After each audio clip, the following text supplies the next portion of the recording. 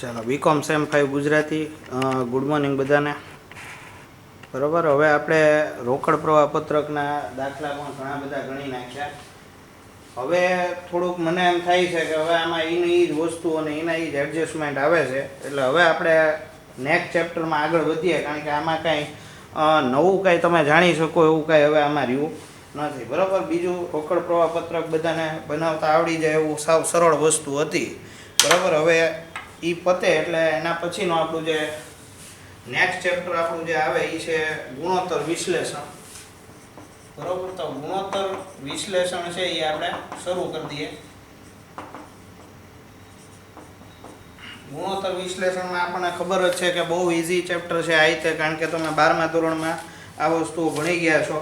બરાબર, છતાંય તે આપણે કોલેજ લેવલે જે પણ આપણે દાખલાઓ આવે છે એ અને બીજું યુનિવર્સિટીના પેપર છે એ પણ આપણે આગળ શું કરી નાખશું, આપણે ફોલો કરશું. બરાબર, તો સૌથી પહેલાં ગુણોત્તર વિશ્લેષણમાં તમને બધાને ખબર હોવી જોઈએ કે કયા કયા પ્રકારના ગુણોત્તરો આપણે આવે છે. તો કાચા નફાનો ગુણોત્તર આવે છે, બહુ ઇઝી, તમને ખબર જ છે. બીજું ચોખ્ખા નફાનો ગુણોત્તર. આ એક પછી એક ગુણોત્તરો અહીંયા હું લિસ્ટ આઉટ કરી દઉં છું જેથી તમને આઈડિયા રહે.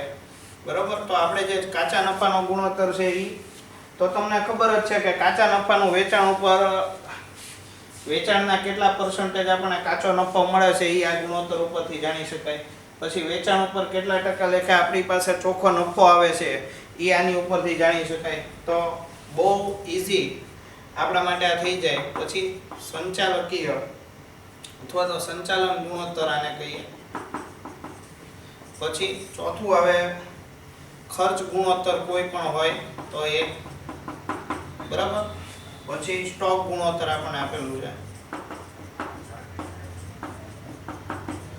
આપણે આમ જોવા જઈએ ને તો આ નફા નુકસાન ખાતામાંથી અથવા તો એને અસર કરતા ગુણોત્તરો કહેવાય, વેપાર ખાતું અને નફા નુકસાન ખાતું.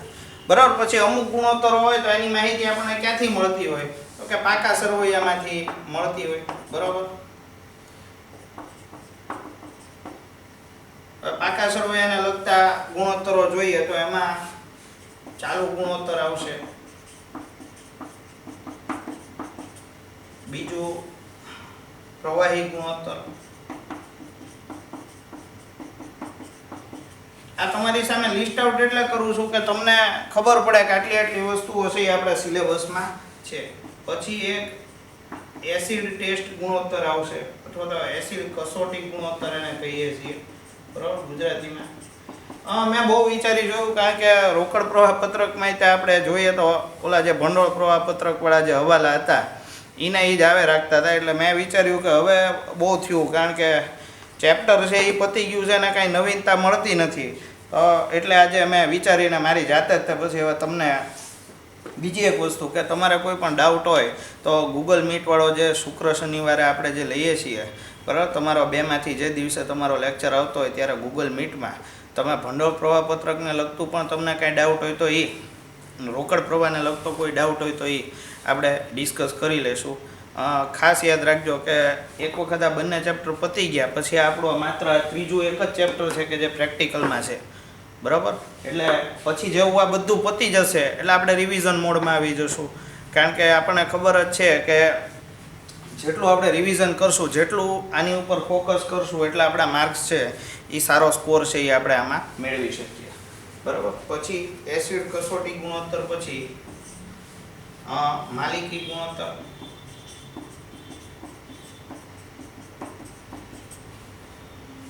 પછી આપણને દેવા ઇક્વિટી ગુણોત્તર,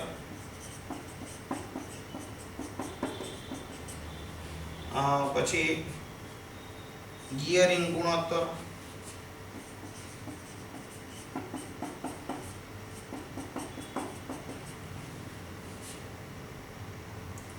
પછી લાંબા ગાળાના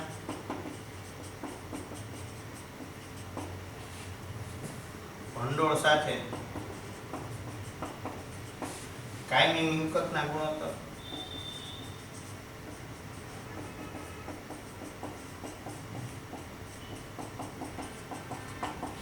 આવા બધા ગુણોત્તરો છે, બહુ ફેમિલિયર છો અને તમે ખૂબ જ આની સાથે જોડાયેલા પહેલેથી આ વસ્તુનો તમને આઈડિયા રહેલો છે. એટલે સરળતા બે પક્ષે છે. એક મારે સહેલું એ રહેશે કે એક ફોર્મ્યુલા મૂકીને આપણે સીધો દાખલો ગણીએ.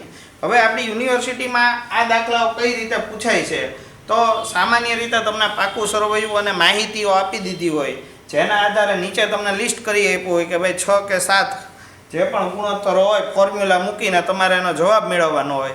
અને બીજું, દરેક ગુણોત્તરની સાથે ઘણીવાર દાખલાઓમાં શું પૂછેલું હોય છે, એનું વિશ્લેષણ છે એ પણ તમને પૂછેલું હોય છે. તો એ વિશ્લેષણ ઉપર પણ તમારે ખાસ છે એ શું આપવું પડે, ધ્યાન આપવું પડતું હોય છે. તો સૌથી પહેલાં આપણે ચેક કરીએ તો ગુણોત્તર વિશ્લેષણમાં તમને શરૂઆતમાં જ તેના હેતુઓ, બરાબર, પછી ગુણોત્તરનું અર્થઘટન એવા તમને પોઈન્ટ આપેલા છે.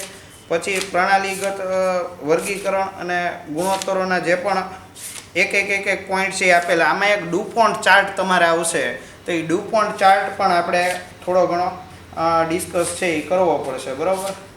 બાકી તમે જોશો તો આમાં બહુ પ્રોબ્લેમ આવે એવી કોઈ વસ્તુ આમાં આપેલી નથી, બરાબર. તો આજનો લેક્ચર માત્ર મેં ઇન્ટ્રોડક્ટરી લેક્ચર જ રાખ્યો હતો કે ભાઈ આમાં કયા ગુણોત્તરો તમારે આવે છે અને કઈ વસ્તુઓ તમારે આમાં જોવાની થાય છે.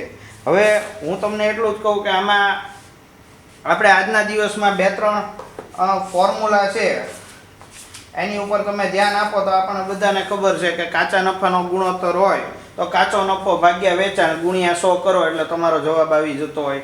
પછી ચોખ્ખા નફાના ગુણોત્તરમાં એ જ રીતે થતું હોય કે ભાઈ ચોખ્ખો નફો ભાગ્યા વેચાણ ગુણ્યા તમે 100 કરો એટલે તમારો જવાબ આવી જતો હોય, બરાબર. તો પછી સંચાલકીય ગુણોત્તર હોય તો બધા અલગ સંચાલન ગુણોત્તર હોય તો એમાં તમે વેચાણ માલની પડતર અને સંચાલન ખર્ચ ભાગ્યા ચોખ્ખા વેચાણ ગુણ્યા 100 કરો. એટલે આવી રીતે બધી ગણતરીઓ તમારે એક પછી એક કરતા જવાની છે. અને હું એમ જ વિચારું છું કે પોસિબલ હોય તો જે તે રકમ છે એ તમને આપી દઉં અને રકમની સાથે જ તે આપણે દાખલો છે એ ગણતા જઈએ, બરાબર. એક લેક્ચર એવો પણ લઈ લઉં છું પહેલાં કે જે તે ફોર્મ્યુલા છે એ તમને એક વખત લેક્ચરમાં આપણે લખી લઈએ એવું બને, બરાબર. તો કદાચ આમ તો હું લખવાની જરૂરિયાત એટલે નથી માનતો કે આ તમારી આગળ લિસ્ટ છે એ અવેલેબલ છે, બરાબર. આ સિવાય આનું જે PDF છે એ હું તમને મોકલી દઉં તો પછી મને નથી લાગતું કે આપણે એ લિસ્ટ આઉટ કરવાની કોઈ જરૂરિયાત રહેલ વિડીયો લેક્ચરમાં, બરાબર. જ્યારે પણ આપણે Google Meetમાં મળશું ત્યારે તમારી કોઈ પણ કોઈ પણ ગુણોત્તર પ્રત્યે તમારી કાંઈ રિક્વાયરમેન્ટ હોય કે સર આ ગુણોત્તર અમને નથી સમજાણો, તો એના વિશે આપણે માહિતી મેળવી શકીએ, બરાબર. તો ત્યારે આપણે એ વસ્તુઓ છે એ ડિસ્કસ કરી નાખશું, બરાબર. પણ આજના દિવસમાં ખાલી આ ઇન્ટ્રોડક્ટરી નાનો એવો લેક્ચર કે ભાઈ આમાં ગુણોત્તર વિશ્લેષણ આપણે સ્ટાર્ટ કરીએ છીએ. અને બીજું કે તમારા આગળના બંને ચેપ્ટર છે ફરીથી એક વખત તમને કહી દઉં કે રિવાઇઝ કરી લ્યો. તમારા લેવલે કોઈ પણ ડાઉટ હોય તો અત્યાર સુધી તો યુનિવર્સિટીની એક્ઝામની બધી કામગીરીઓ શરૂ હતી તો Google Meetમાં આપણે નહોતા મળી શકતા, પણ આ શુક્ર શનિવારનો આપણે જે પણ લેક્ચર આવશે એ Google Meetમાં જ લઈશું. તો ત્યારે એ Google Meetમાં તમે તમારા ડાઉટ્સ છે એ 100% સાથે લઈને આવજો તો વધારે ઇફેક્ટિવલી આપણે શું કરી શકશું, ચેપ્ટર છે એને ક્લોઝ કરી શકશું. આમ તો મારી ઈચ્છા એમ હતી Google Meetનો એક લેક્ચર લેવાઈ જાય પછી જ આ ચેપ્ટરને સ્ટાર્ટ કરવા જાઓ, પણ હજી થોડોક સમય બાકી છે તો મેં કીધું શું કરવા સમય આપણે જવા દેવો. એક લેક્ચર છે એ ગુણોત્તર વિશ્લેષણની શરૂઆતનો ઇન્ટ્રોડક્ટરી તમને આપી દઉં તો એના પછી આપણે શું કરીએ, એક પછી એક દાખલા ગણવાની શરૂઆત કરીએ અને તમને આના દાખલાની જે પણ PDF છે એ તમને વહેલી તકે મળી જાય એવી હું ટ્રાય કરું છું, બરાબર. તો અત્યારે આપણે આટલું રાખીએ છીએ, ઓકે. તો નેક્સ્ટ લેક્ચર જે આવશે તમારો એમાં આપણે સીધા જ ગુણોત્તર વિશ્લેષણના દાખલા ગણતા હશું, બરાબર. ઓકે, તો અત્યારે આટલું રાખીએ છીએ, ઓકે.